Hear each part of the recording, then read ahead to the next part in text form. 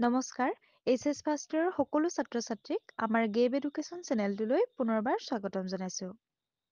আজিৰ ভিডিঅ'টো লৈ আহিছো তোমালোকৰ অসমীয়া পাঠ্যপুথিৰ অসমৰ পুৰণি খেল-ধেমালি পাঠ্যৰ প্ৰশ্নোত্তৰসমূহ। গতিকে তোমালোকে ভিডিঅ'টো মন দি শেষৰলৈকে চাই যাবা আৰু যদি এতিয়ালৈকে আমাৰ চেনেলটো ছাবস্ক্ৰাইব কৰা নাই তেন্তে ছাবস্ক্ৰাইব কৰি ল'বা যাতে আমি দিয়া প্ৰত্যেকটো এডুকেশ্যনেল ৰিলেটেড ভিডিঅ'ৰ আপডেট পাই থাকা। তেন্তে আহা ভিডিঅ'টোলৈ আগবাঢ়ো। প্ৰথমে আছে অতি চমু প্ৰশ্নসমূহ। ১ নম্বৰ প্ৰশ্নটো হৈছে বিহু আকৌ আহিল গ্ৰন্থখন কোনে ৰচনা কৰিছিল? ইয়াৰ উত্তৰটো হ'ব হেম বৰগোহাঁইয়ে ৰচনা কৰিছিল। ২ নম্বৰ প্ৰশ্নটোত আছে প্ৰথম আহোম ৰজাজনৰ নাম কি আছিল? ইয়াৰ উত্তৰ হ'ব চুকাফা। ৩ নম্বৰ প্ৰশ্নটোত আছে ক্ৰীড়া কি? ইয়াৰ উত্তৰটো হ'ব ক্ৰীড়া হ'ল এক আনন্দ শাৰীৰিক আৰু মানসিক ক্ষমতাৰ চূড়ান্ত প্ৰকাশ। ৪ নম্বৰ প্ৰশ্নটোত আছে বিশ্বৰ সবাতোকৈ জনপ্ৰিয় ফুটবল খেলক চীনত তাহানি কি আখ্যা দিছিল? উত্তৰ বিশ্বৰ সবাতোকৈ জনপ্ৰিয় ফুটবল খেলক চীনত তাহানি চু আখ্যা দিছিল। ৫ নম্বৰ প্ৰশ্নটোত আছে চীনত চু খেলৰ প্ৰচলন থকাৰ সময়ত অসমত কি খেলৰ প্ৰচলন আছিল?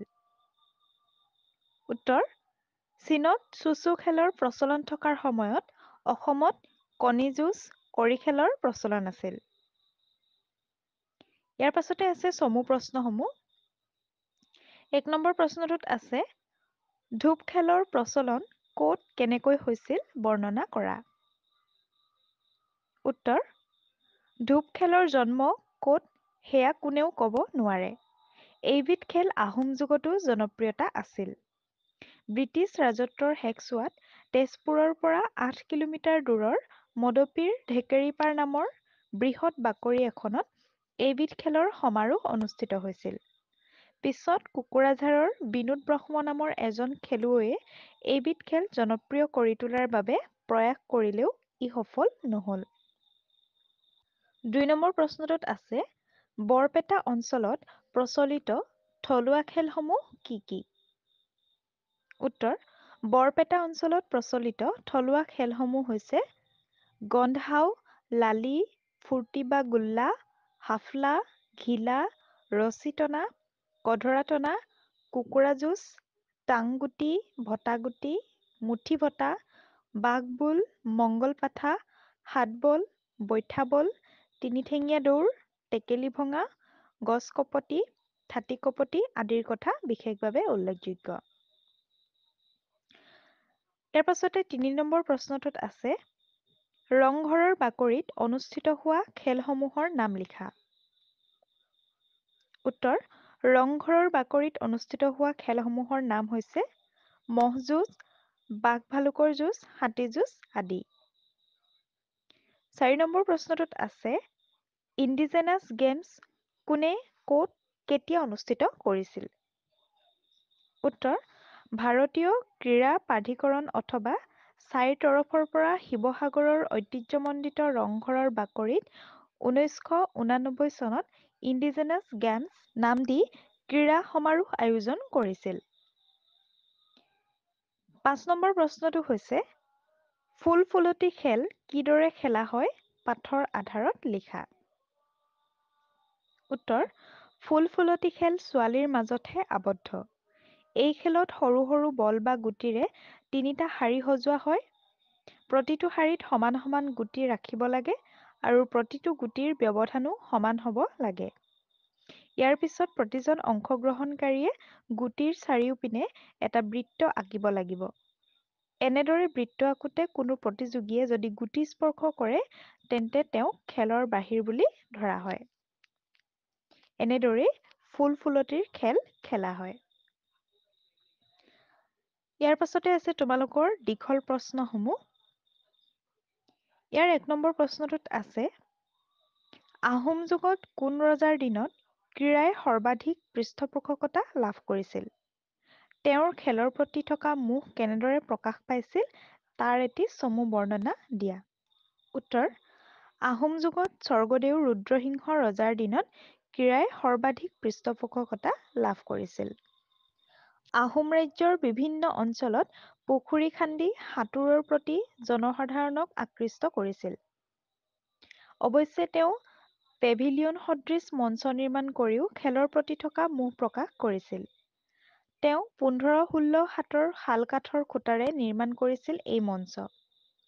স্বৰ্গদেউ ৰুদ্ৰসিংহৰ এনেবোৰ কাৰ্যৰ বাবে তেওঁৰ খেলৰ প্ৰতি থকা মোহ প্ৰকাশ পাইছিল। ২ নম্বৰ প্ৰশ্নটোত আছে, অসমৰ কড়ি খেলৰ বিষয়ে এটি প্ৰবাদ আছে। তাৰ এটি চমু বিৱৰণ দিয়া। উত্তৰ: কড়ি খেল মূলতঃ মহিলাসকলৰ মাজত প্ৰচলিত এবিধ খেল। এই খেল ঘৰৰ জীয়ৰী-বোৱাৰীসকলে সাধাৰণতে পুৰুষৰ দৃষ্টিৰ পৰা লুকাই বা আঁতৰি পিছফালে মনে মনে খেলে। লোকবিশ্বাস অনুসৰি কড়ি খেল খেলিলে হেনো বৰষুণ আহে। তদুপৰি কড়ি খেলিলে স্বৰ্গৰ ৰজা ইন্দ্ৰৰো প্ৰচণ্ড খং উঠে বুলি বিশ্বাস কৰা হয়। গতিকে অসমৰ কোনো অঞ্চলত বৰষুণ কম হ'লে বা খৰাং বতৰৰ বাবে কৃষি কৰ্মত ব্যাঘাত জন্মিলে সেই অঞ্চলৰ জীয়াৰী-বোৱাৰীসকলে কড়ি খেল খেলে। যাতে এই খেল খেলাৰ বাবে স্বৰ্গৰাজ ইন্দ্ৰই খঙত অগ্নিশৰ্মা হৈ প্ৰচুৰ বৰষুণ দিয়ায় আৰু ৰাইজৰ শস্য পথাৰ সমৃদ্ধিময় হৈ উঠে। ইয়াৰ পাছতে আছে ৩ নম্বৰ প্ৰশ্নটো। পুৰণি কালত বিহুৰ সময়ত কেনেধৰণৰ খেল অনুষ্ঠিত হৈছিল? উত্তৰ: পুৰণি অসমত বিহুৰ সময়ত নৈ, পুখুৰী আদিত নাও খেল অনুষ্ঠিত হৈছিল। পাহোৱাল ডেকা ল'ৰাই মালযুঁজত ভাগ লৈছিল। ইয়াৰ উপৰিও মহাবাহু ব্ৰহ্মপুত্ৰৰ দুয়োপাৰে জনসাধাৰণৰ মাজত প্ৰচলিত খেলসমূহ হ'ল হাউ খেল, ধূপ খেল, টাংগুটি, ঘিলা খেল, লুকা-ভাকু, কড়ি খেল ইত্যাদি। ৪ নম্বৰ প্ৰশ্নটোত আছে, আহোম যুগৰ আটাইতকৈ জনপ্ৰিয় খেলবিধ কি? এই খেল সম্পৰ্কে চমুকৈ লিখা। উত্তৰ: আহোম যুগৰ আটাইতকৈ বেছি জনপ্ৰিয় খেলবিধ হৈছে শেন আৰু কণুৱাৰ খেল। শেন আৰু কণুৱাৰ খেলৰ বাবে স্থাপন কৰা হৈছিল চৰাইচোং। চৰাইচোং হ'ল ৬-৭খন পথাৰৰ মুকলি অঞ্চল। কণুৱা চৰাইৰ প্ৰিয় খাদ্য হ'ল মাছ। কণুৱা চৰাইক ধৰি খাৱৈত ভৰাই নিয়মীয়াকৈ মাছ খাবলৈ দি চৰাইচোঙত এৰি দিয়া হৈছিল। খেল অনুষ্ঠিত হোৱাৰ কেইবাদিনো আগৰ পৰা কণুৱা চৰাই ধৰি আনি চৰাইচোঙত এৰি দিছিল। ইফালে শেনচোৱা বৰুৱা অথবা শেনচোৱা বৰাই শেন চৰাইক বিভিন্ন ধৰণে প্ৰশিক্ষণ দিছিল। এই শেন খেলৰ নিৰ্দিষ্ট দিনটোত ৰজা-প্ৰজা বিষয়া চৰাইচোঙলৈ কণুৱা চৰাইক গৈ ভয় খুৱাই দিয়াত কণুৱাই নিজৰ প্ৰাণ বচাবলৈ আকাশলৈ উৰি গৈছিল।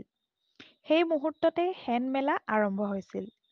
কণুৱাই আকাশৰ বহু ওপৰলৈ গৈ অস্পষ্ট হোৱাৰ সময়ত শেনচোৱা বৰুৱা অথবা শেনচোৱা বৰাই শেন মেলি দিয়ে। শেন চৰাইসমূহে পলকতে গৈ কণুৱা চৰাইৰ জাকত সোমাই যুঁজ কৰিবলৈ ধৰে। এই যুঁজত শেন চৰাই কিমান সফল হয় সেয়া শেনচোৱা বৰুৱা অথবা শেনচোৱা বৰাৰ ওপৰত নিৰ্ভৰ কৰে। পাকৈত শেন চৰাইয়ে কেতিয়াবা কেইবাটাও কণুৱা চৰাই মাৰি পেলায়। কণুৱা চৰাই আকাশৰ পৰা ধপচকৈ মাটিত পৰিলে সেই খেল চাই থকা ৰজা-প্ৰজাৰ আনন্দৰ সীমা নোহোৱা হৈছিল। এইদৰে কেতিয়াবা শেনটোৱে যুঁজি যুঁজি এটা মৰা কণুৱাক ঠোঁটেৰে কামুৰি আকাশলৈ গৈ অভিনৱ ছন্দেৰে তললৈ নামি আহে। এনে সময়তে দুজন শেনচোৱাই এখন কাপোৰ মেলি ধৰে আৰু শেন আৰু প্ৰাণহীন কণুৱাটো কাপোৰত পৰে। এই শেন মেলাত কৃতিত্ব দেখুওৱা শেনৰ গৰাকীক বঁটা দিয়াৰ ব্যৱস্থা কৰা হয়। ইয়াৰ পাছতে আছে ৫ নম্বৰ প্ৰশ্নটো। ঢেমনা অনা খেল কোন অঞ্চলত প্ৰচলিত আৰু খেলবিধ সম্পৰ্কে চমুকৈ লিখা। উত্তৰ: ঢেমনা অনা খেল বৰপেটা অঞ্চলত প্ৰচলিত। ঢেমনা অনা খেল সাধাৰণতে শীতকালত অনুষ্ঠিত হৈছিল। বৰপেটা অঞ্চলত ঢেমনা অনাৰ অৰ্থ হ'ল কোনো বিপত্নীকে কোনো বাৰী তিৰোতাক পত্নীৰূপে অনা। দুটা দলৰ মাজত অনুষ্ঠিত এইবিধ খেলত এটা দলত ৪জনৰ পৰা ১০জন বা ততোধিক খেলুৱৈ থাকে। বয়সৰ তাৰতম্য লৈও খেলুৱৈৰ সংখ্যা কম-বেছি কৰা হয়। খেলৰ সঁজুলি হিচাপে এটা বল ব্যৱহাৰ কৰা হয়। আহল-বহল মুকলি ঠাইত এইবিধ খেল খেলা হৈছিল। এইবিধ খেল ক'ত কেতিয়া কোনে আৱিষ্কাৰ কৰিছিল সেয়া কোনোৱেই নাজানে। কিন্তু এটা কথা ঠিক, এই খেলত ব্যৱহাৰ কৰা বলটো দুয়োটা দলে দলিওৱাৰ পাছত যিটো দলে অধিক ধেমনা আনিব সেই দলটোৱেই বিজয়ী হ'ব। অৰ্থাৎ এটা মূৰৰ পৰা এটা দলে খুব জোৰেৰে ওপৰলৈ দলিয়ালে আনটো দলে ওপৰতে ধৰিব লাগে। ইয়াৰ পাছত যিটো দলে প্ৰথমে বলটো ধৰে তেওঁ মধ্যবৃত্ত এটাত থিয় হৈ থাকে। আনহাতে অন্য দলৰ বল শূন্যত ধৰা খেলুৱৈজনে বলটো মধ্যবৃত্তত থকা খেলুৱৈলৈ উদ্দেশ্য কৰি দলিয়ায়। এই বলটো যদি মধ্যবৃত্তত ৰৈ থকা খেলুৱৈজনৰ গাত লাগে তেন্তে তেওঁ ধেমনা আখ্যা দি প্ৰতিপক্ষৰ দললৈ অনা হয়। এনেদৰেই ধেমনা অনা খেলটো খেলা হয়। ছাত্ৰ-ছাত্ৰীসকল, আজিৰ ভিডিঅ'টো আছিল ইমানেই।